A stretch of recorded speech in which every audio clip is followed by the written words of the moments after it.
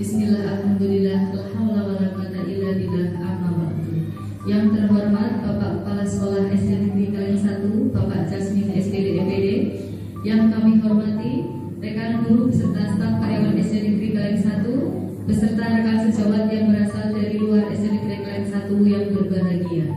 Pertama-tama, marilah kita panjatkan puja dan puji syukur kehadirat Allah Subhanahu wa Ta'ala, karena pada kesempatan pagi yang cerah ini kita masih diberikan kenikmatan, kesehatan, dan kesempatan sehingga kita bisa berkumpul bersama dalam acara diseminasi budaya positif di SD Negeri Kaleng 1 yang dilaksanakan oleh calon guru penggerak angkatan 11 Kabupaten Cilacap, beliau Ibu Ita Oktarisa dan Ibu Solihatun. Sholawat serta salam marilah kita sanjungkan kepada junjungan kita Nabi Agung Muhammad. Semoga kita semua termasuk golongan umatnya yang kelak akan mendapatkan syafaat di yaumil qiyamah. Amin amin ya robbal alamin. Bapak Ibu hadirin yang berbahagia, marilah kita buka acara pada hari ini dengan membaca basmalah bersama.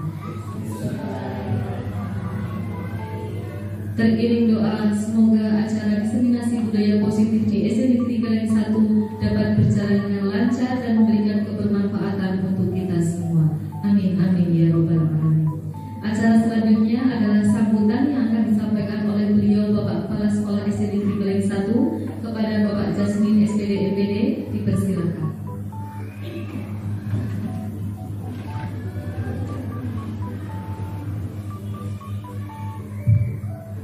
Bismillahirrahmanirrahim. Assalamualaikum warahmatullahi wabarakatuh. Bismillahirrahmanirrahim.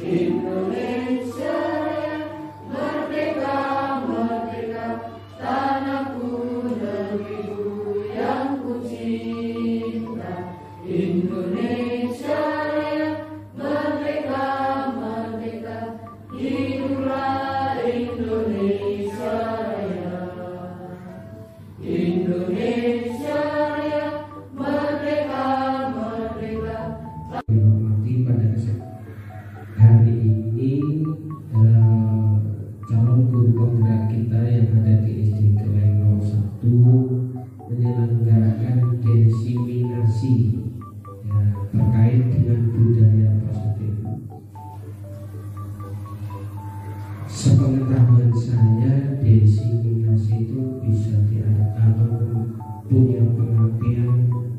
Nanti para calon guru penggerak akan menyampaikan informasi. Tetapi kalau informasi sifatnya hanya satu arah, tapi dalam diseminasi ini nanti insya Allah bisa berjalan secara dua arah. Karena setelah nanti disampaikan informasi bisa dilanjutkan dengan tanya jawab barangkali, kemudian diskusi, dan kira-kira seperti untuk pengertian dari diseminasi tadi.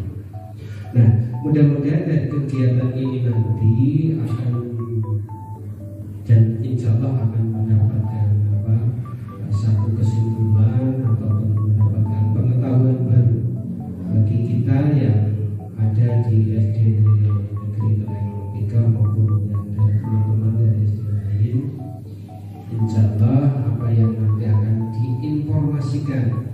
oleh Ibu Ita dan Ibu Soeharto nanti merupakan informasi terbaru tentunya terkait dengan pendidikan, karena kegiatan kita adalah kegiatan yang kaitannya dengan guru penggerak, dan saya termasuk yang belum mendapatkan pelatihan tentang guru penggerak ini, sehingga tentu atau bisa dipastikan bahwa informasi ini nanti adalah informasi yang sangat berguna bagi kita, terutama dalam rangka melaksanakan tugas keseharian kita selaku pendidik. Insyaallah nanti dari kegiatan diskusi, kemudian tanya jawab dan seterusnya nanti akan menghasilkan satu kesimpulan atau kesepakatan yang mungkin nanti didasari dari teori-teori tertentu yang nanti akan bisa menambah keilmuan kita, menambah ilmu kita, kemudian kita bisa tampil di depan kelas atau dengan percaya diri, karena memang ilmu yang kita punyai benar-benar ilmu yang bisa dipertanggungjawabkan, kemudian kita bisa bertindak secara profesional dalam dunia pendidikan. Dan saja nanti Ibu Ita dan Ibu Soeharto nanti kami persilakan untuk disajikan di sesi ini nanti. Kemudian nanti moderator barangkali akan memandu kegiatan, dan ini nanti untuk janji simpulan, ada kesimpulannya nanti ya, monggo nanti bisa dilaksanakan insyaallah. Kesimpulan nanti ada kesimpulan yang bermanfaat untuk dunia pendidikan kita. Saya kira itu saja sebagai pengantar awal dari kegiatan ini. Sekali lagi kami ucapkan selamat kepada untuk melaksanakan kegiatan ini. Semoga berhasil dan baik, sukses tanpa ada satu apapun. Terima kasih atas segala perhatian. Saya akhiri. Wassalamualaikum warahmatullahi wabarakatuh.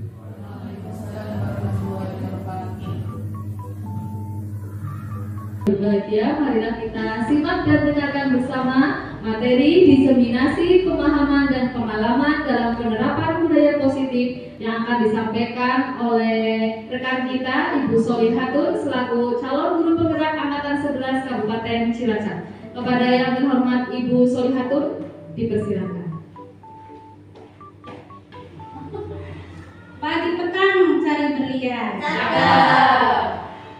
Sudah malam enaknya rebahan. Selamat datang hadirin sekalian.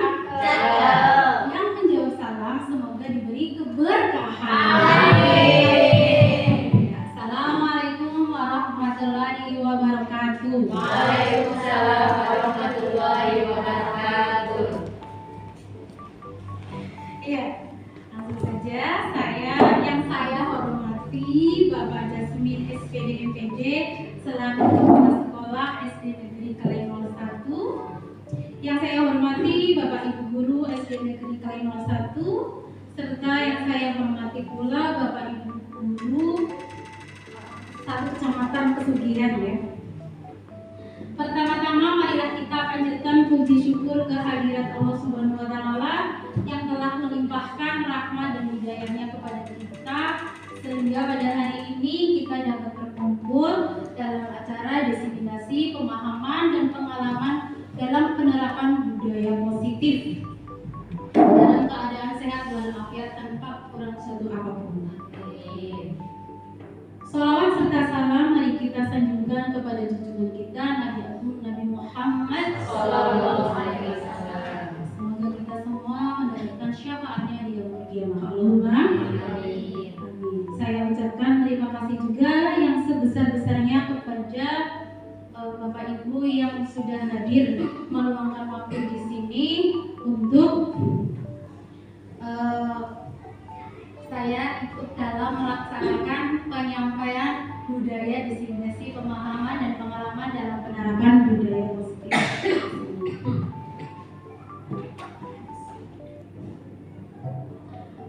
Ya, perkenalkan, nama saya Solihatun. Saya adalah calon guru penggerak angkatan 11 Kabupaten Cilacap tahun 2024.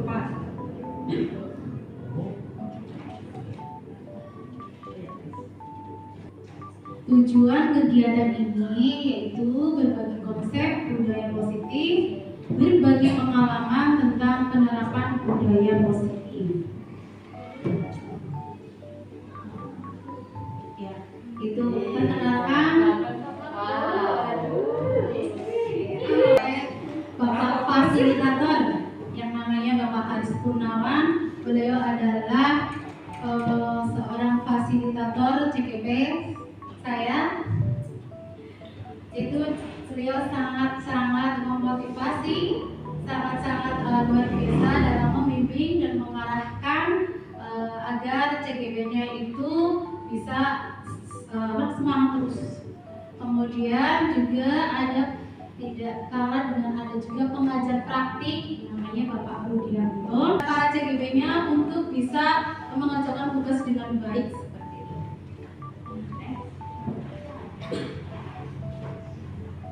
Ya, sebelum ke materi, kita akan belajar dari permainan cobalah buka. Oke. Ada yang mau cobalah buka di sini? Nanti ada tugasnya adalah jika ada yang peran A itu menggenggam tangan. Ayo peran A. Dan tugas B itu adalah yang melepaskan genggaman tangannya. Iya Bu Lina? Ya. Saya berarti yang ini, yang apa? Yang mengepal. Ya Pak. Berarti untuk tugas dari Bu Mei, peran B untuk membuka kepalan tangan Bu Lina. Membukanya. Bu Lina ini menggenggam jangan sampai lepas karena mungkin ada sesuatu seperti itu, ya. Sedangkan Simpel baik-baik ini jangan genggaman tangan saya. Sedangkan Bu Mei itu membuka dirayu boleh, ya. Dengan segala cara boleh. Disuap juga boleh. Mau disawer juga boleh. Yang penting yang penting bisa terbuka. Silakan. Seru banget. Mungkin Coba dirayu dulu. Dikasih uang sampai boleh tidak apa-apa. Biar Bu Lina bisa membuka genggamannya seperti itu. bisa dulu ya. Semua ya.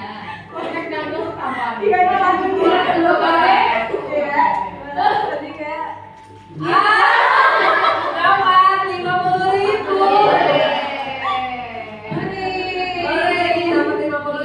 Hasil dari genggaman tangan. Terima kasih. Iya. Tadi saya tanyakan lagi. Oh iya. Sama Bu Lina. Kenapa Bu Lina bisa membuka genggamannya? Terima kasih. Ini saya tadi kenapa kok bisa membuka genggaman tangannya begitu erat ya?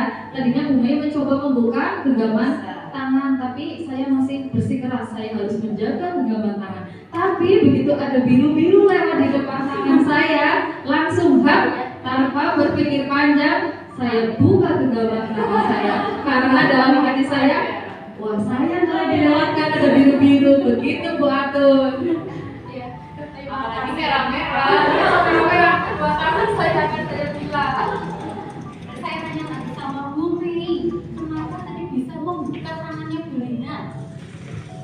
Karena saya berjuang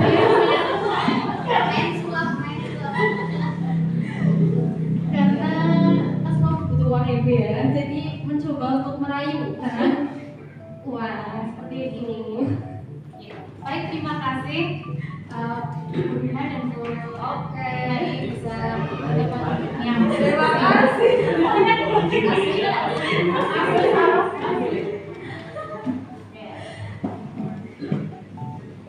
Jadi ada permainan tentang membuka genggaman tangan, ya.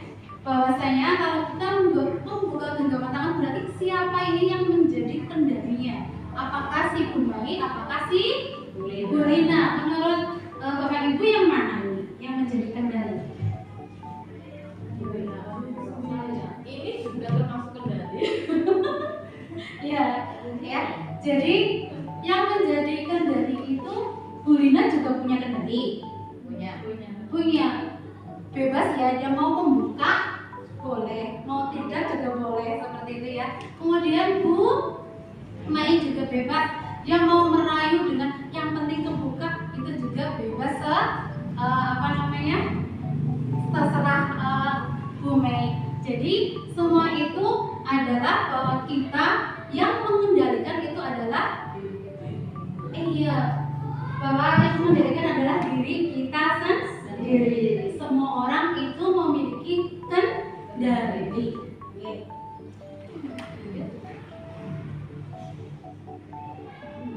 Ya, tadi diceritakan hasilnya bahwasanya apakah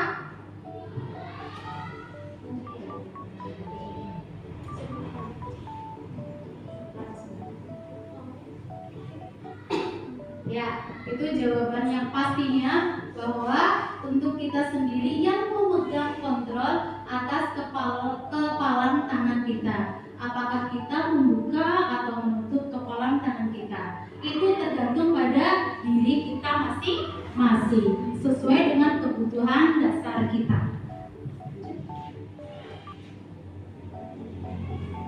Berikutnya itu ada miskonsepsi tentang makna kontrol dari Dr. William Glasser. Dalam kontrol teori itu ada 4 ilusi. Yang pertama, guru mengontrol murid. Ilusi kedua, semua penguatan positif, efektif dan bermanfaat. Ilusi ketiga, kritik dan membuat orang merasa bersalah dapat menguatkan karakter. Ilusi keempat, orang dewasa memiliki hak untuk memaksa. Perubahan paradigma baru. Bisakah kita mengontrol seseorang? Ya. Dari perubahan paradigma stimulus respon dalam teori kontrol. Stimulus responnya kita mencoba mengubah orang agar berpandangan sama dengan kita. Teori kontrolnya kita berusaha memahami pandangan orang lain tentang dunia. Berikutnya stimulus respon, perilaku buruk dilihat sebagai suatu kesalahan, tidak cukup sampai minta maaf. Teori kontrolnya, semua perilaku memiliki tujuan. Lanjut, orang lain bisa mengontrol saya. Teori kontrolnya, hanya Anda yang bisa mengontrol diri Anda. Stimulus respon, saya bisa mengontrol orang lain. Saya bisa mengontrol orang lain. Teori kontrolnya, Anda tidak bisa mengontrol orang lain. Stimulus respon, pemaksaan ada pada saat rujukan gagal. Teori kontrol, kolaborasi dan konsensus menciptakan pilihan-pilihan baru. Berikutnya, stimulus respon, model berpikir menang atau kalah. Tapi kalau teori kontrol itu berpikirnya adalah menang dan menang.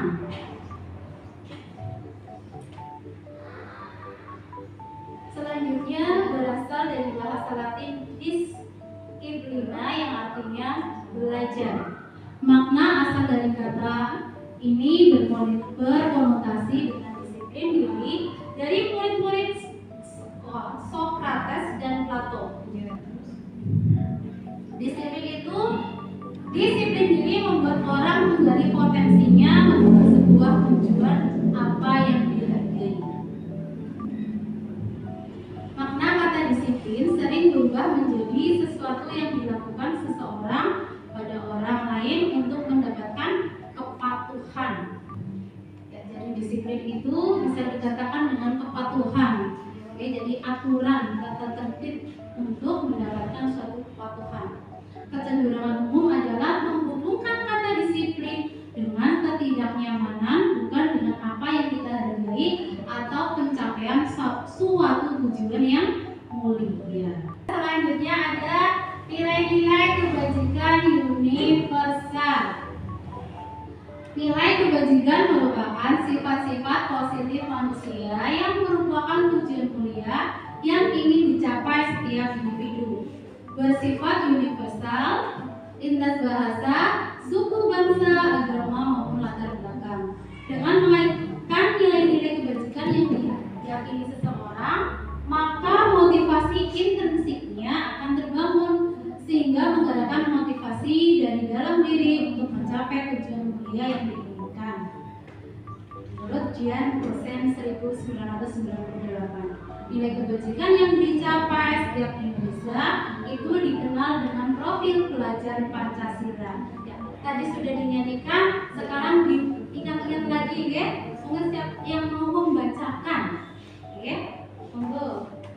Bu Indri. Baik, terima kasih. Saya akan bacakan profil pelajar Pancasila ada 6. 1. Beriman bertakwa kepada Tuhan Yang Maha Esa dan berakhlak mulia.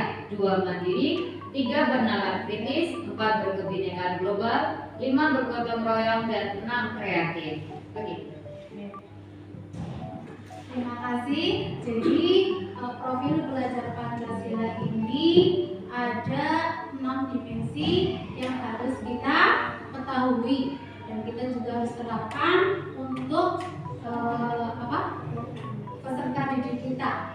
Ya, kita juga terjadi di kurikulum Merdeka. Selanjutnya ada teori motivasi manusia. Motivasi eksternal itu untuk menghindari ketidaknyamanan hubungan apa yang akan terjadi apabila saya tidak melakukannya. Yang kedua, untuk mendapatkan imbalan dari orang lain atau institusi apa yang akan saya dapatkan apabila saya melakukannya. Kemudian untuk motivasi internal, tujuan disiplin positif untuk menghargai diri sendiri, menjadi insan sesuai harapan kita. Saya akan menjadi orang yang seperti apa bila saya melakukannya. Jadi kalau motivasi eksternal itu berarti dari luar ya. Dari luar itu dorongan dan motivasi dari orang lain ya. Ibaratnya seperti saya harus mematuhi aturan agar tidak dihukum. Nah itu kan berarti ada dari luar. Kalau misalnya dari dalam diri itu akan dia saya sadar bahwasanya ini memang harus saya lakukan. Jadi ada di dalam diri manusia itu sendiri. Merdeka menurut Ki Hajar Dewantoro.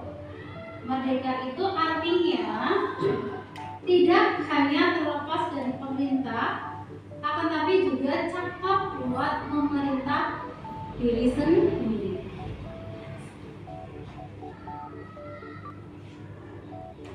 Kemudian dihukum oleh penghargaan, bahwa penghargaan berlaku sama dengan hukuman, dalam arti meminta atau membujuk seseorang melakukan suatu untuk memenuhi suatu tujuan tertentu dari orang yang minta atau membujuk. Dorongannya eksternal dan akan ada faktor ketergantungan beberapa dampak dari pemberian penghargaan. Jadi penghargaan itu juga merupakan dari hukuman. Kemudian bentuk program kebajikan apresiasi, beri pengakuan secara khusus, beri pengakuan secara pribadi, beri pengakuan kepada semua murid atau bergantian, beri pengakuan secara konsisten dan juga fokus pada proses. Beri pengakuan secara khusus berarti ini kita dalam mengapresiasi itu tidak langsung langsung ditujukan satu orang tetapi diketahui oleh semuanya. Hal itu berdampak nanti kalau misalnya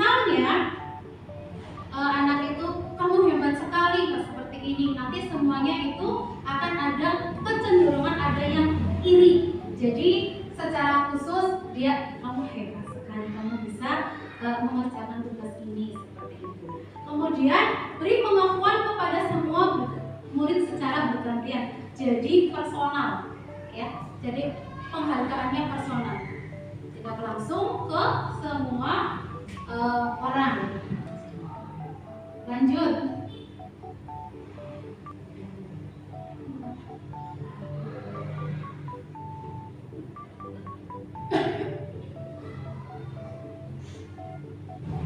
Ya, itu ada contoh contoh pengakuan atau apresiasi kebajikan.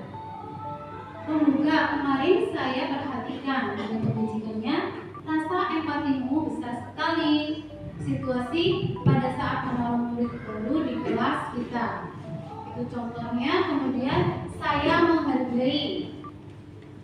Nilai kebajikannya adalah kepedulianmu. Situasi pada saat kamu membantu teman-temanmu di tugas kelompok. Yang ketiga adalah pembuka dari terima kasih untuk. Nilai kebajikan adalah rasa tanggung jawabmu dan juga situasi pada saat kamu memungut kertas-kertas yang berserakan di lantai. Agar tidak ngantuk, kita tepuk-tepuk dulu apa ya? Boleh. Oke. Tepuk ya. Tepuk satu itu tepuk. Terus ngedul. Ngednya di mana diulang? Ngedul. Ini yang sambil ini. Terus kalau tepuk dua berarti prok ya. Proknya dua kali. Prok. Ngedul. Itu. Kelipatan ya. Bisa dicoba? Bisa. Oke. Ya. Tepuk satu. Ini kayak mana tepuk ini kayak mana Tidak, ya. Senyum aja. Ya. Tepuk satu. Tepuk dua.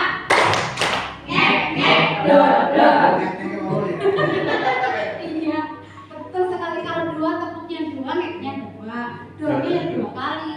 Kalau tepuk tiga berarti propnya tiga kali, ngeknya tiga kali, dornya tiga kali. Seperti itu ya Pak ya. Mulai lagi ya Pak ya. Ya, oke, siap. Tepuk satu. Tepuk dua. Tepuk tiga.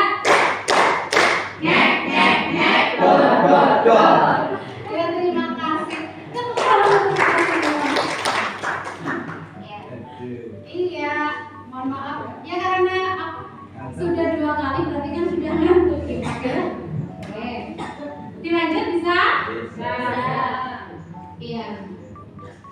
Di sini ada hukuman atau konsekuensi. Ya. Berarti tindakan guru apabila hukuman berarti apa ya? Itu membuat efek jera ya. Kalau tersakiti ya. Kalau konsekuensi berarti resiko yang sudah dilakukan, yang harus terjadi. Oh, terima kasih Bu Indri. Sama-sama. Ya, jadi coba kita akan kita akan lihat apakah ini kalimat yang sesuai dengan hukuman atau konsekuensi. Coba dibaca langsung dijawab seperti itu ya. Oke, Bu Panji. Baik. Mencatat 100 kali di dalam buku kalimat saya tidak akan terlambat lagi karena terlambat ke sekolah. Menurut saya itu konsekuensi. Oke, terima kasih. Ibu Budi lanjut giliran satu-satu boleh. Di forum juga. Lari mengelilingi lapangan basket 2 kali karena terlambat hadir di sekolah. Menurut saya itu hukuman. Kenapa hukuman Pak? Lari sampai lapangan. Iya, terlambat tidak sesuai. Coba kalau PJOK, itu kan olahraga ya, tidak nyambung ya Pak. Lanjut Pak Mas Gun. Murid diminta untuk push up 15 kali karena tidak menggunakan masker sekolah. Karena push up ini membuat badan capek, saya gitu. Oke Pak, terima kasih. Lanjut Bu Mei. Itu sulit.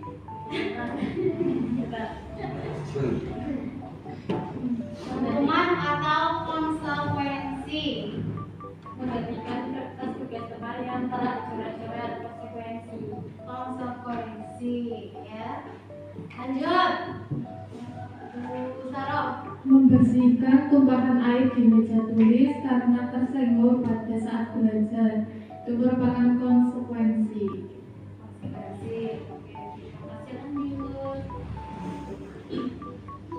Murid disuruh untuk tidak menggunakan sepatu seharian di sekolah karena tidak menggunakan sepatu hitam. Konsekuensi.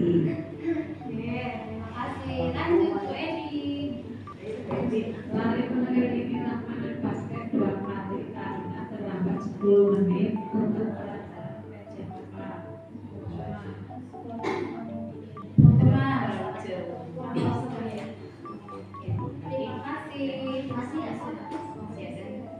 Masih ya,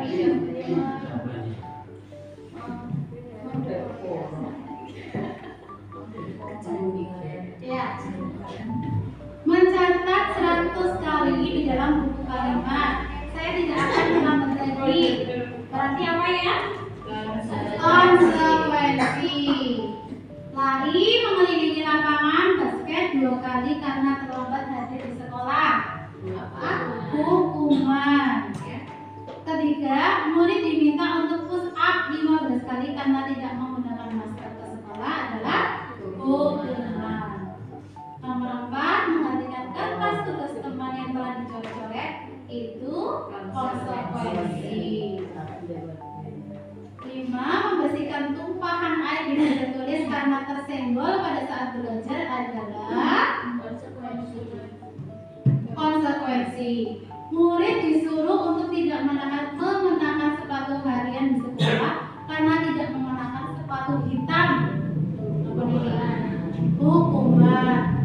Yang terakhir, lari mengelilingi lapangan basket 2 kali karena terlambat 10 menit untuk pelajaran PJOK. Itu termasuk konsekuensi. Mungkin ada pendapat kenapa lari mengelilingi lapangan basket itu masuknya konsekuensi. Oke, Bapak Budi, monggo. Karena masih ada pelajaran PJOK-nya, karena ada olahraganya. Oh iya, nyambung ya. Berarti Pelajaran. terima kasih. Jadi bisa untuk pemanasan ya Pak Budi. Boleh. Oke, terima kasih Pak Budi. Lanjut, perbedaan hukuman dan konsekuensi ya. Tadi kita sudah contoh-contohnya apakah itu tentang hukuman atau konsekuensi. Ya, sekarang kita penjelasannya bahwa hukuman itu adalah sesuatu yang menyakitkan harus terjadi. Jadi menyakitkan sekali ya. Biasanya kalau menyakitkan itu sampai teringat terus. Jadi jangkanya itu lama. Seperti halnya saya itu dulu pernah dihukum pada waktu SMA. Itu waktu itu saya itu terlambat upacara itu nggak boleh itu masuk ke ke sekolahan. Jadi saya hanya di depan pintu gerbang saja. Saya harus upacara sendiri di situ. Untung temannya ada. Kalau sendirian kan seperti ini masih ada mungkin. Anak membenci kedisiplinan, paksaan. Jadinya hukuman itu seperti memaksa ya. Mendorong anak menyakiti diri sendiri. Kemudian juga konsep diri yang buruk. Kita kembalikan ke hukuman ke konsekuensi ya. Kalau sesuatu yang menyakitkan harus terjadi. Kalau konsekuensi sesuatu harus terjadi. Jadi sesuatu harus terjadi konsekuen. Dan itu biasanya sudah ada perjanjian dulu ngomong ya. Perjanjian dulu kesepakatan jadi sudah tahu nanti kalau misalnya ini mencoret-coret tembok berarti dia harus membersihkan seperti itu. Jadi itu sudah ada kesepakatan. Kemudian membuat anak sakitnya itu fisik maupun hati untuk jangka waktu yang lama. Kemudian membuat anak merasa tidak nyaman dalam jangka waktu yang pendek. Ya, kalau konsekuensi itu membuat rasa tidak nyaman tetapi jangkanya pendek. Jadi dia justru ada keinginan untuk merubah perilakunya yang tadinya buruk. Kemudian ada paksaan. Kalau konsekuensi itu ada stimulus atau tanggapan. Kemudian kalau hukuman mendorong anak menyakiti diri sendiri. Kemudian kalau konsekuensi mendorong anak agar juga menyesuaikan diri. Kemudian hukuman, konsep diri yang buruk. Kalau konsekuensi, konsep diri yang baik. Selanjutnya hukuman itu anak belajar untuk menyembunyikan kesalahan. Kalau konsekuensi anak belajar untuk mematuhi peraturan.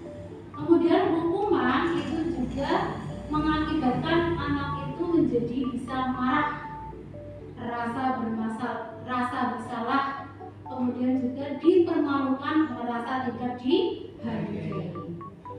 Kalau konsekuensi itu anak kehilangan haknya, dibuat tidak nyaman, diasingkan untuk sementara waktu. Jadi tidak nyamannya kalau konsekuensi itu jangkanya pendek ya. Kalau hukuman itu sampai terngiang-ngiang dan itu sampai menyakiti hati, jadinya bahkan mungkin seumur hidupnya tidak akan pernah lupa. Selanjutnya restitusi. Restitusi adalah proses menciptakan kondisi bagi murid untuk memperbaiki kesalahan mereka sehingga mereka bisa kembali pada kelompok mereka dengan karakter yang lebih kuat. Jadi restitusi merupakan proses kolaboratif yang mengajarkan murid untuk mencari solusi untuk masalah mereka dan membantu murid berpikir tentang orang seperti apa yang mereka ingin menjadi, tujuan mulia, dan bagaimana mereka harus memperlakukan orang lain menurut dosen tahun 2004. Nah, di sini ada identitas gagal dan juga identitas sukses. Hukuman itu adalah sesuatu yang menyakitkan dan harus terjadi. Tapi kalau konsekuensi sesuatu yang terjadi, kemudian kalau restitusi merupakan pilihan. Kemudian kalau hukuman tidak nyaman untuk murid atau anak untuk jangka waktu yang panjang. Kalau konsekuensi tidak nyaman untuk murid atau anak untuk jangka pendek. Restitusi menguatkan untuk murid anak dalam jangka waktu panjang. Kemudian hukuman, korban mendapatkan keadilan. Konsekuensi korban bisa diabaikan. Restitusi korban mendapatkan ganti. Kalau hukuman, murid anak akan tersakiti. Konsekuensi murid atau anak dibuat tidak nyaman. Restitusi, murid atau anak mendapatkan penguatan. Selanjutnya hukuman, perilaku pasif agresif meningkat. Konsekuensinya penguatan hanya bertahan dalam jangka pendek. Restitusi masalah dipecahkan. Kemudian hukuman, sistem tidak akan berjalan bila murid tidak takut. Konsekuensi memerlukan monitoring dan supervisi terus menerus dari guru. Restitusi, murid belajar bertanggung jawab untuk perilakunya.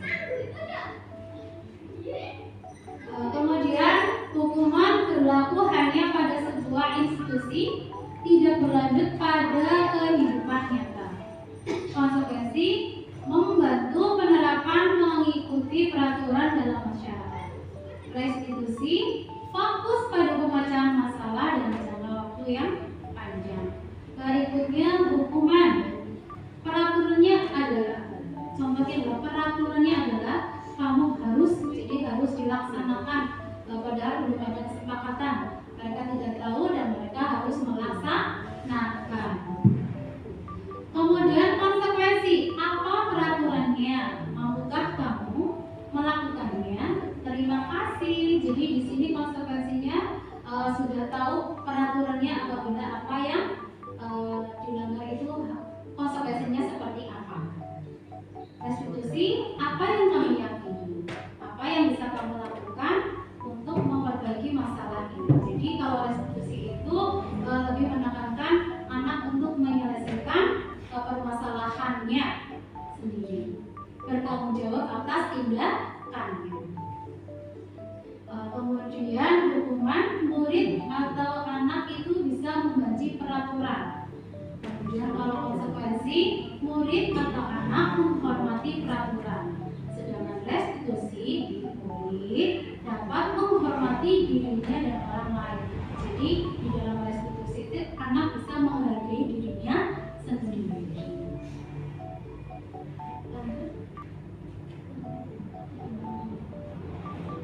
Ciri-ciri restitusi adalah bukan untuk menebus kesalahan, namun untuk belajar dari kesalahan, memperbaiki hubungan, tawaran bukan paksaan. Restitusi menuntut untuk melihat ke dalam diri. Restitusi mencari kebutuhan dasar yang mendasari tindakan. Kemudian restitusi diri adalah cara yang paling baik. Restitusi fokus pada karakter bukan suatu tindakan. Restitusi fokus pada solusi. Restitusi mengembalikan murid yang berbuat salah pada kelompoknya. Ya, keyakinan kelas, hukuman, dan juga penghargaan. Mengapa tidak peraturan saja? Mengapa harus keyakinan kelas? Ya, jadi karena kalau misalnya peraturan itu pasti yang buat itu siapa? Itu adalah gurunya. Hanya saja yang fokus adalah gurunya, ya, yang mengatur semua muridnya yang ada di kelas misalnya. Kemudian mengapa harus keyakinan kelas? Karena yang memiliki kelas, iya, betul sekali Pak. Yang sama-sama memiliki kelas itu yang membuat peraturannya ya Pak, yang membuat, dan mereka menggali ide-idenya bagaimana caranya agar kelas itu nyaman pada saat kegiatan belajar mengajar.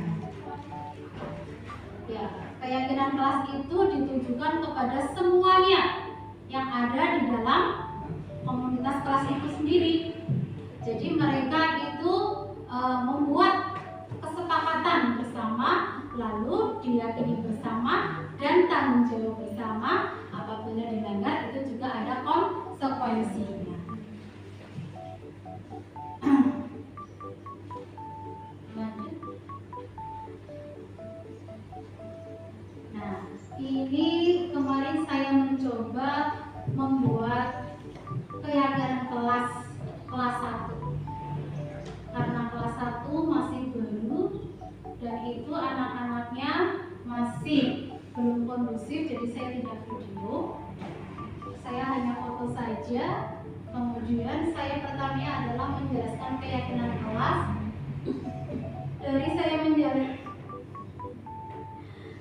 menjelaskan keyakinan kelas itu untuk apa, dan mereka terus bilang bahwasanya kalau misalnya keyakinan kelas itu mereka Bu dilarang membuang sampah di laci seperti itu. Saya tulis, terus tidak boleh apa lagi, dia tidak makan pada saat di kelas sebenarnya seperti itu. Nah, kemudian ada lagi dia ada juga yang bilang tidak boleh nakal kepada temannya. Jadi anak-anak itu saya buat ada gambar-gambar, kemudian mereka itu memilih mana yang paling mereka ingin agar dijadikan suatu keyakinan kelas seperti itu. Nah, di situ juga ada gambar penjelasan keyakinan kelas. Kemudian siswa membuat ide dan menempelkan hasil ide di depan. Jadi semuanya 28 anak itu menempel harapan dari keyakinan kelas itu. Saya ingin yang ini, saya ingin yang ini, saya ingin itu, ingin tidak nakal, berarti itu nanti dituliskan di yang tidak tidak nakal seperti itu, berarti dia harus saling menyayangi bersama. Nah, di situ ada juga guru pembimbing siswa pada saat dia berdiskusi apa saja yang harus dia sepakati bersama. Kemudian hasil kesepakatan kelas itu ditempel di papan tulis, ya. Jadi tadi namanya apa? Kalimat yang negatif kemudian dijadikan kalimat yang positif. Tadi tidak boleh makan pelajaran. tidak boleh makan pada saat pelajaran, jadi makan pada saat istirahat. Kemudian tidak boleh buang sampah di laci, jadinya membuang sampah pada tempatnya seperti itu. Nah, itu adalah hasil kesepakatan atau keyakinan kelas pada kelas 1.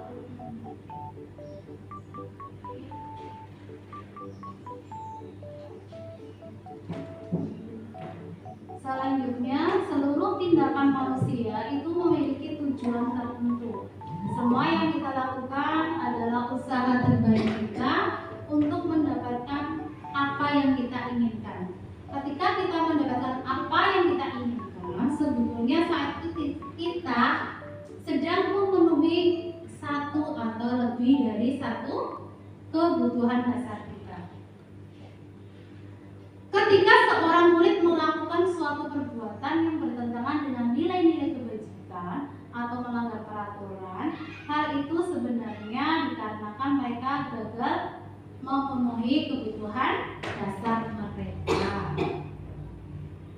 Ya, tadi kebutuhan dasar manusia itu ada berapa? 5. Ada berapa, Bu Indri? Ada 5 ya. Kita ingin mengkolaborasi dengan Bu Anda. Ayo kita berdua.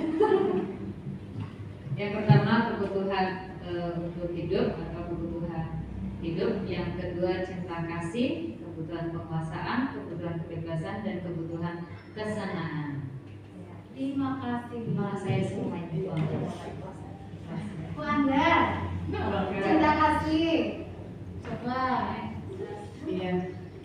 Cinta kasih itu meliputi kebutuhan akan hubungan dan koneksi sosial, kebutuhan untuk memberi dan menerima kasih sayang, dan kebutuhan untuk merasa menjadi bagian dari suatu kelompok. Ya, terima kasih Ibu Rina. Selanjutnya kesenangan. Kesenangan, ada beberapa kebutuhan seperti kesenangan, bermain, dan tertawa. Ya. Selanjutnya siapa? Bu Haji. Selanjutnya penguasaan berhubungan dengan kekuatan untuk mencapai sesuatu, menjadi kompeten, menjadi terampil, diakui atas prestasi dan keterampilan kita, didengarkan dan memiliki rasa harga diri. Ya, terima kasih. Selanjutnya Kebebasan, kebutuhan akan kemandirian, otonomi, memiliki pilihan dan mampu mengendalikan arah hidup seseorang. terima kasih Pak Budi. Jadi kita ada kebutuhan dasar manusia, ada cinta kasih, kesenangan, penguasaan, dan juga hidup, dan juga kebebasan. Ya, cinta kasih, contohnya siapa ya kalau cinta kasih? Ada yang mau menjawab? Ada yang mau menjawab? Contohnya dari cinta kasih, rasa memiliki dan dimiliki. Ini boleh ya?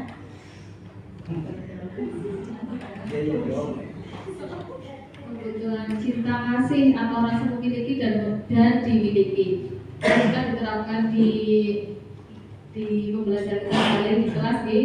Jadi kita menganggap bahwa semua anak itu sama. kita tidak membeda-bedakan kasih sayang yang kita berikan kepada satu anak dengan anak yang lain. Jadi kita menyadari bahwa setiap anak memiliki kelebihan sendiri-sendiri. Jadi anak merasa tidak dikasih gurunya.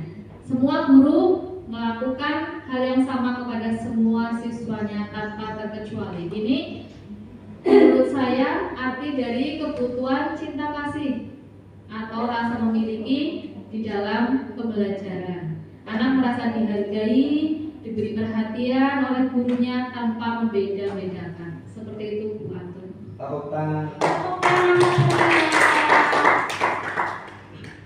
Penjelasan yang sangat luar biasa ya. Biasa di luar. Ya itu tadi bahwa cinta kasih dan juga rasa memiliki, bahwa kita semuanya membutuhkan cinta kasih dari semua orang ya yang ada di dekat kita. Kemudian kesenangan juga merupakan suatu kebutuhan ya. Bagaimana kalau kita murid itu sepaneng belajar terus ya, nulis terus, mungkin itu suatu hal yang sangat jenuh seperti itu, mereka kurang. Jadinya mungkin mereka keinginan kesenangannya apa sih? Mungkin belajar dengan bermain seperti itu. Mereka ingin tertawa lepas bersama teman-temannya. Jadi mereka itu menginginkan kesenangan. Selanjutnya penguasaan. Ya. Kebutuhan penguasaan ini ada di situ, nampak bahwa anak diakui keberadaannya di dalam kelas oleh gurunya. Jadi saat anak melakukan suatu hal positif, guru memberikan apresiasi kepada setiap anak.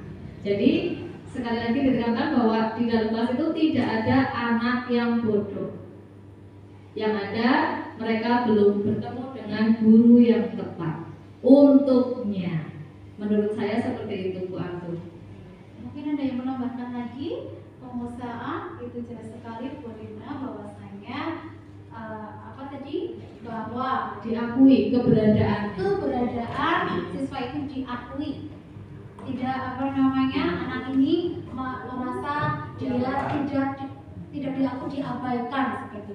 Oh ini gurunya bisa mungkin dengan anak yang pintar-pintar saja, tapi nggak seperti itu. Kalau yang namanya tidak bisa membaca ya harus diakui baca. Oh nanti kamu bisa membaca seperti itu. Jadi dia merasa ada penghargaan, dia diakui di kelasnya, dia seperti itu. Betul sekali Bu Artu. Jadi sebagai guru kita harus memberikan penghargaan atau reward, apresiasi. Bukan harus berupa barang ya, tapi bisa kita berikan dengan ucapan misalnya, wah luar biasa sekali kamu, hebat sekali kamu, keren sekali. Nah seperti itu pasti akan membuat anak lebih termotivasi lagi dalam belajar. Baik itu anak yang kita kategorikan termasuk anak cerdas maupun anak yang kurang seperti itu. Jadi kita berikan semua penghargaan, kita akui keberadaan mereka dengan kondisinya masing-masing, dengan keunikannya masing-masing. Ya, terima kasih Bu Rina ya. Jadi itu penguasaan untuk siswa-siswa kita. Ya. Kemudian kebebasan, contoh dari kebebasan, kebutuhan akan kemandirian, otonomi, memiliki pilihan dan mampu menentukan arah kehidupan.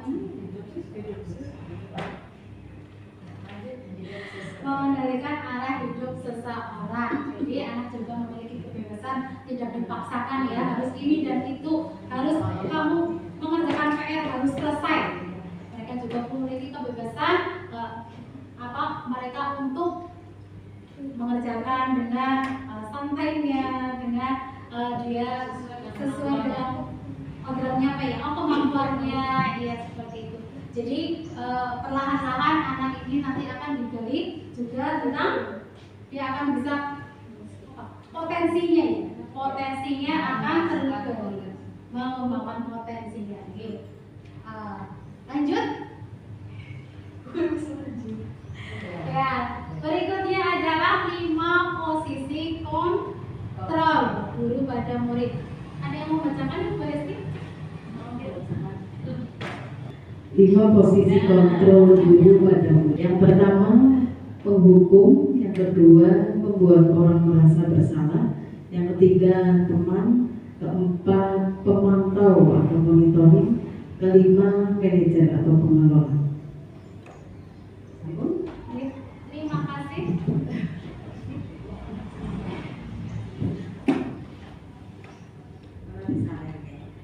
Ya.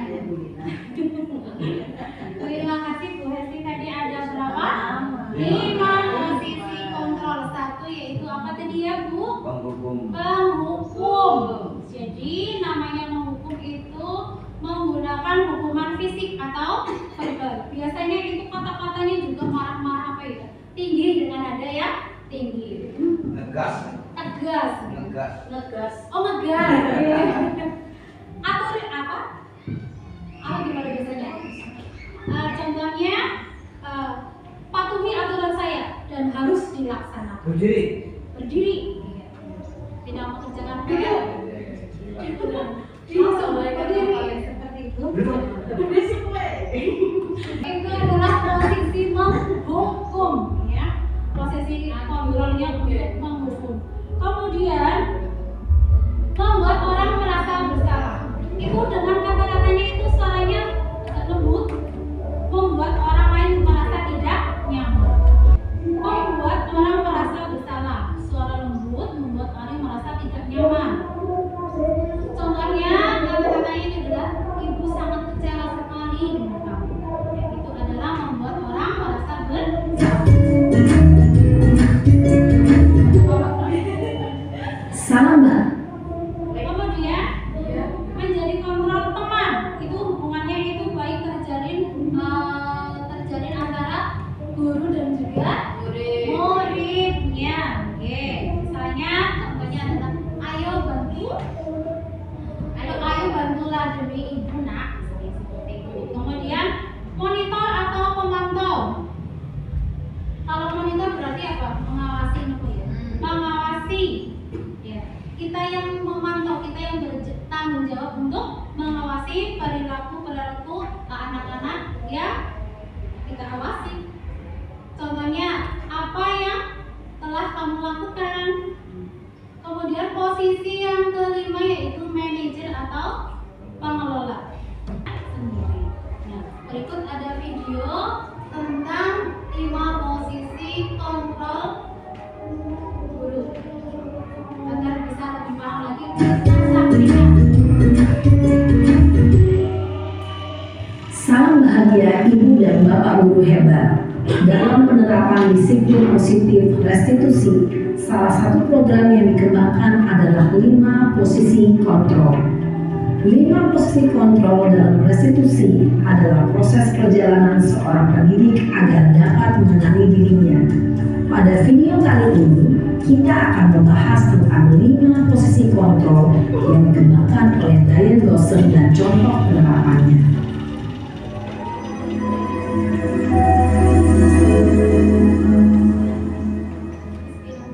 5 posisi kontrol itu adalah 1. Posisi penghukum, 2. Posisi pembuat merasa bersalah, 3. Posisi teman, 4. Posisi pemantau atau monitor, dan 5. Posisi Naran! Sini kamu! Selamat pagi Bu. Selalu terlambat. Kamu deh, pasti terlambat. Maaf Bu, saya Apa? Apa coba? Alasan kamu apa lagi? Kapan sih kamu tidak terlambat? Malas sekali ya kamu jadi anak. saya Dasar malas. Gak kapok-kapok sih kamu. Sudah berapa kali terlambat? Sana, kamu keliling lapangan basket 2 kali. kenapa saya harus keliling lapangan basket Bu? Kenapa? Kamu melawan ibu. Berani-beraninya jawab. Sudah terlambat, masih berani jawab pula. Sekarang keliling lapangan basket 5 kali sekalian, biar kapok. Cepat. Nah, ini Pergi sana ke lapangan basket. cepat pergi busana. Kalau diri Posisi posisi apa itu? Penghukum.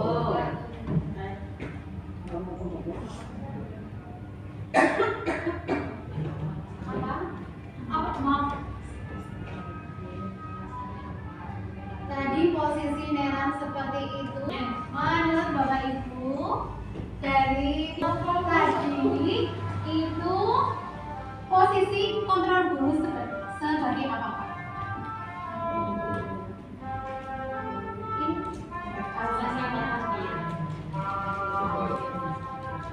Aku mati ya Pak. Menurut saya sebagai penghukum, karena di situ mengandung unsur lelah atau capek. Oh, iya. Tapi bisa juga apa ya tadi ya, konsekuensi ya. Karena perlambatan itu gimana ya? Tapi lebih berat penghukum menurut saya.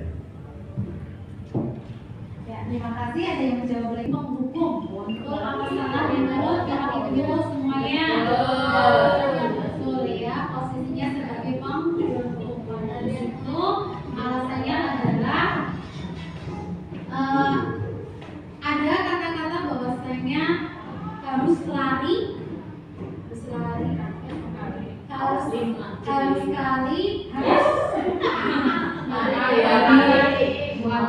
Tadi dari video nampak bahwa nada guru yang disampaikan ke muridnya sudah sangat jelas ya. Dari nadanya saja kita sudah bisa melihat bahwa guru itu Ngegas. ada tinggi dan nadanya tinggi ya.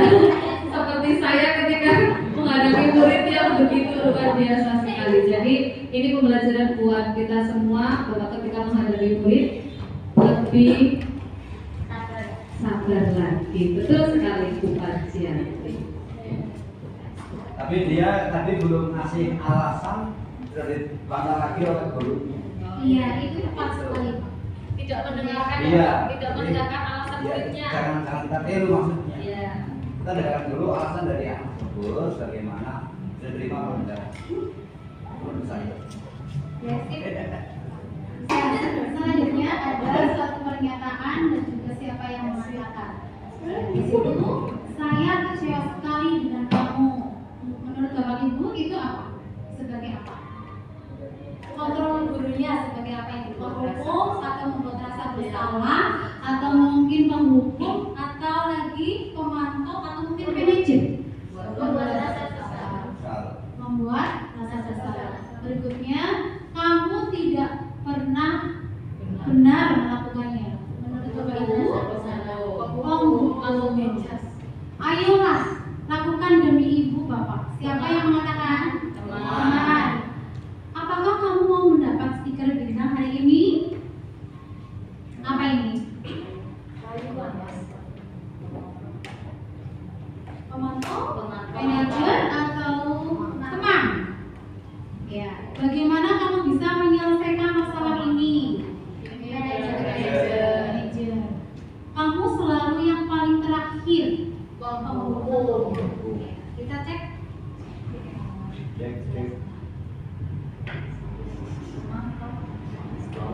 Oh iya, betul sekali semuanya sudah amat sangat paham gitu Bapak Ibu, sudah banyak kali. Lanjut next.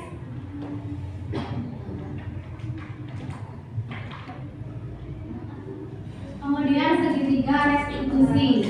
Segitiga restitusi adalah proses menciptakan kondisi bagi murid untuk memperbaiki kesalahan mereka, sehingga mereka bisa kembali ke kelompok mereka dengan karakter yang lebih kuat. Lesson 24.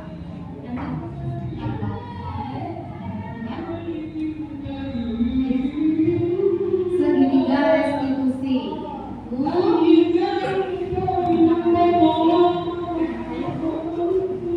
Ya, tahapan untuk mempermudah melakukan restitusi itu ada tahapannya. Yang pertama yaitu apa ya Bapak Ibu? Menstabilkan identitas. Selanjutnya Validasi tindakan salah. yang ketiga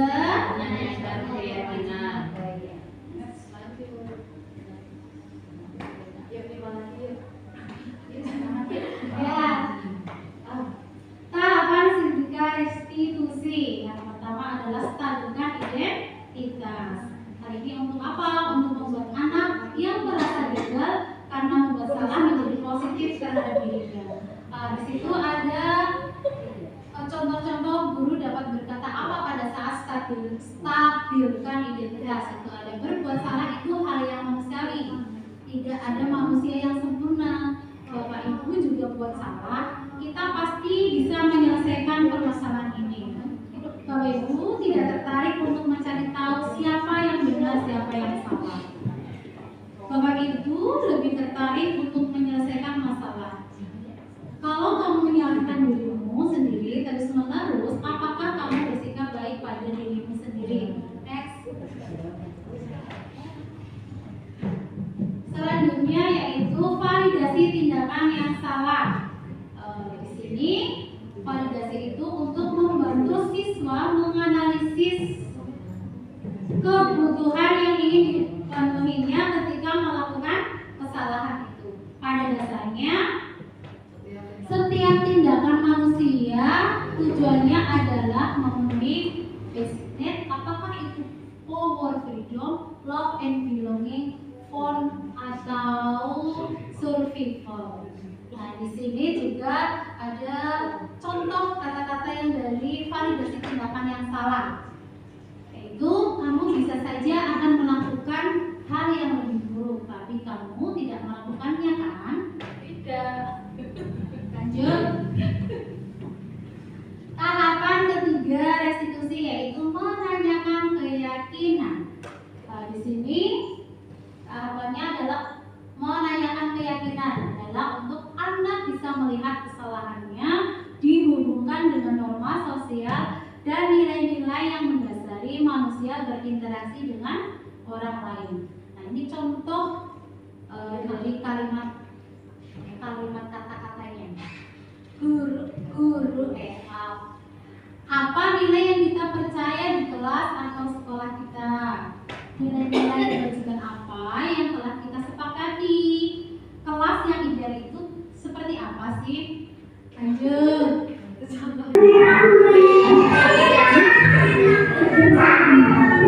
Kasus bahwasanya Arzani ini suka sekali namanya itu jahil. Senang banget. Plak seperti itu. Nah, sedang ini laporan kepada saya sebelumnya. Saya sering sekali ngumpul. Oh, next selesai ya? Untuk refleksi diri ya, untuk refleksi kita semuanya. Tadi waktu sudah atau mendengarkan atau yang saya sampaikan dari diseminasi ini apa yang dirasakan seperti itu. Ya, hal baru apa yang mengubah paradigma saya yang saya dapatkan. Ya, mungkin ada sesuatu di sini yang menjadi ternyata setelah diseminasi ini ada menambah pengetahuan atau bagaimana seperti itu. Mungkin ada yang ingin menjawab seperti itu. Budi?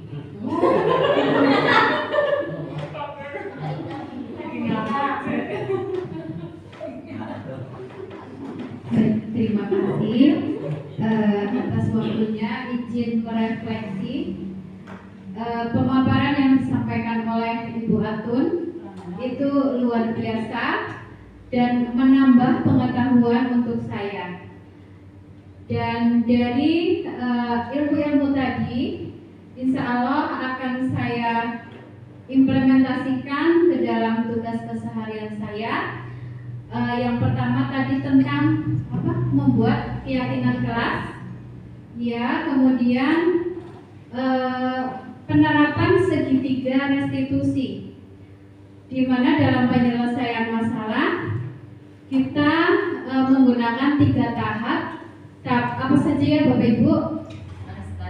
Menstabilkan identitas, kemudian validasi tindakan, dan menanyakan keyakinan. Ya, sangat menginspirasi sekali Ibu Atun. Terima kasih. Terima kasih kepada Bu Ita Tarisa pada refleksinya, kemudian perasaan. perasaan apa yang muncul selama mengikuti sesi ini, khususnya mengenai makna disiplin positif. Bu Indri, silakan. Baik, refleksi yang kedua, perasaan apa yang muncul setelah mengikuti sesi ini? Perasaan saya itu yang pertama tadi terkejut karena melihat pemaparan Bu Atun yang luar biasa sekali. Saya jadi heran dan antusias mengikuti dari awal hingga akhir, dan banyak sekali kegiatan ice breaking yang baru buat saya, nanti saya juga akan terapkan buat siswa didik saya. Itu perasaan saya alami hari ini, Bu Atun. Terima kasih Bu Indri. Tangan yang luar biasa ini. Peran Amung seperti apakah yang saya telah lakukan selama ini? Itu dari posisi kontrolnya ya. Apakah saya sebagai manajer, apakah saya sebagai penghukum, apakah saya sebagai penonton, atau sebagai teman? Siapa yang mau ini? Oh iya, monggo.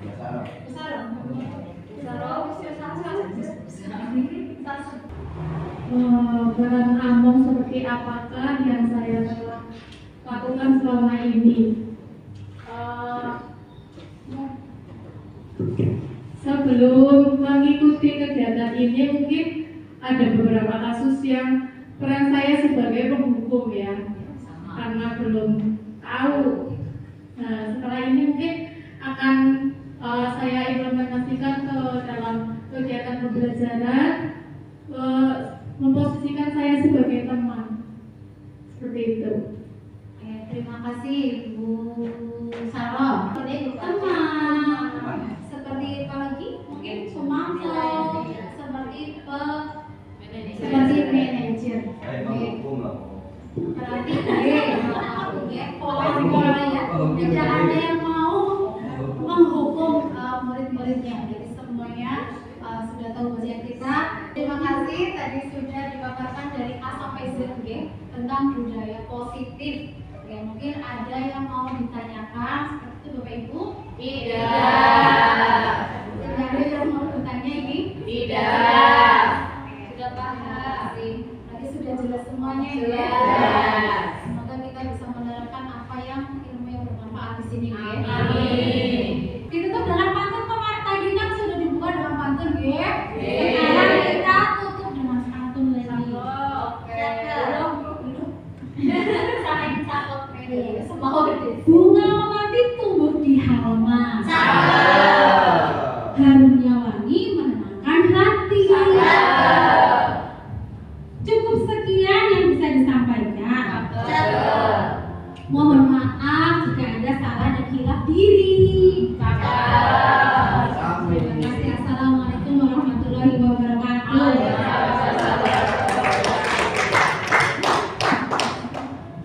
Ibu, demikian tadi pemaparan diseminasi tentang budaya positif yang disampaikan oleh calon guru penggerak angkatan 11 Kabupaten Cilacap. Untuk acara selanjutnya adalah umpan balik. Assalamualaikum warahmatullahi wabarakatuh. Perkenalkan, saya Lina Turofinga. Saya adalah guru kelas 4 di SD Negeri Kleng 1 Kecamatan Kesugihan Kabupaten Cilacap. Senang sekali rasanya saya mendapatkan kesempatan untuk bisa berkolaborasi bersama para guru hebat di SD Negeri Kleng 1, beliau Ibu Solihatun yang sedang mengikuti kegiatan pendidikan calon guru penggerak angkatan ke-11 Kabupaten Cilacap. Pada kegiatan pendidikan guru penggerak tersebut, Ibu Solihatun mengadakan kegiatan diseminasi budaya positif, di mana pada kegiatan tersebut saya merasa banyak sekali manfaat yang bisa saya dapatkan, yang bisa saya pelajari, dan bisa saya aplikasikan dalam kehidupan sehari-hari saya. Assalamualaikum warahmatullahi wabarakatuh. Perkenalkan, nama saya Ani Anggarsari, guru kelas 5 SD Negeri Kleng 1 Pesugihan. Saya merupakan teman sejawat dari Ibu Solihatun, calon guru penggerak angkatan ke-11. Setelah saya mengikuti diseminasi positif dari Ibu Solihatun, saya jadi lebih mengerti tentang membuat keyakinan kelas, tahapan restitusi dan juga kontrol guru. Dan kedepannya saya akan berusaha untuk mengimplementasikan ilmu yang saya dapat kepada proses pembelajaran saya di kelas. Semoga kedepannya Ibu Solihatun bisa memotivasi kami, para teman sejawat di SD Negeri Kleng 1. Tetap semangat. Wassalamualaikum warahmatullahi wabarakatuh. Untuk acara selanjutnya yaitu doa. Kita mari bersama mengangkat kedua tangan kita, berharap mohon rahmat dan ridho dari Allah Subhanahu wa taala agar acara pada diseminasi siang hari ini membawa kebermanfaatan untuk kita bersama. Amin Allahumma amin. Doa akan dipimpin oleh beliau Bapak Masmud SPDI. Kepada Bapak Masmud dipersilakan.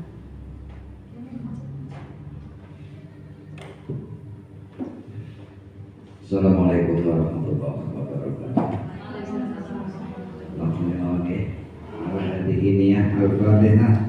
Bismillahirrahmanirrahim. Alhamdulillahirabbil alamin. Jadi ya Surat al-Ladina an'amta 'alaihim ghairil maghdubi 'alaihim Allahumma shalli wa sallim ala sayyidina Muhammad wa ala ali sayyidina Muhammad sayyidil awwalin wal akhirin wa sallim radhiyallahu ta'ala bi ashabi sayyidina Rasulullah amin. A'udzu billahi minasyaitonir rajim. Bismillahirrahmanirrahim. Alhamdulillahirabbil alamin. Hamdan syakirin, hamdan mu'minin, hamdan yuwaffiqu ni'amahu wa yukafi'u mazidah. Ya Rabbana lakal hamdu kama yanbaghi li jalali wajhika wa 'azimi sultanik. Allahumma inna nas'aluka salamatan fid dinina wa 'afiyatan fil jasadina wa ziyadatan fil ilmina wa barakatan fil rizqina wa barakatan wa rahmatan indal mautina wa maghfiratan ba'da mautina. Allahumma hadina ilaina fi sakratil mautina wa najatan minan nar wa rahmatan hisab. Rabbana la tuzigh qulubana ba'da idh hadaytana wa hab lana min ladunka rahmah innaka antal wahhab. Allahumma arina al-haqqa haqqan warzuqna ittiba'ahu wa arina al-batila batilan warzuqna ijtinabah. Rabbana hab lana min azwajina wa dhurriyyatina qurrata a'yun waj'alna lil-muttaqina imama. Rabbana atina fid dunya hasanah wa fil akhirati hasanah wa qina adzabannar wa qina adzabannar wa qina adzabannar. Alhamdulillahi rabbil alamin. Al-Fatihah. Alhamdulillah.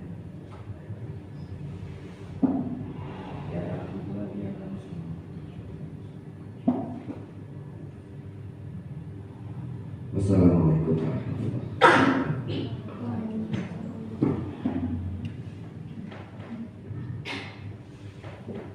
Terima kasih kami aturkan kepada Bapak Masmud yang sudah berkenan memimpin doa pada kegiatan diseminasi hari ini. Bapak Ibu hadirin yang berbahagia, untuk menutup acara pada siang hari ini, marilah kita membaca hamdalah bersama-sama. Saya selaku pembawa acara, mohon maaf yang sebesar-besarnya bila mana banyak terdapat tutur kata yang tidak berkenan di hati Bapak Ibu semuanya. Akhirul qouli wabillahi taufiq wal hidayah. Wassalamualaikum warahmatullahi wabarakatuh.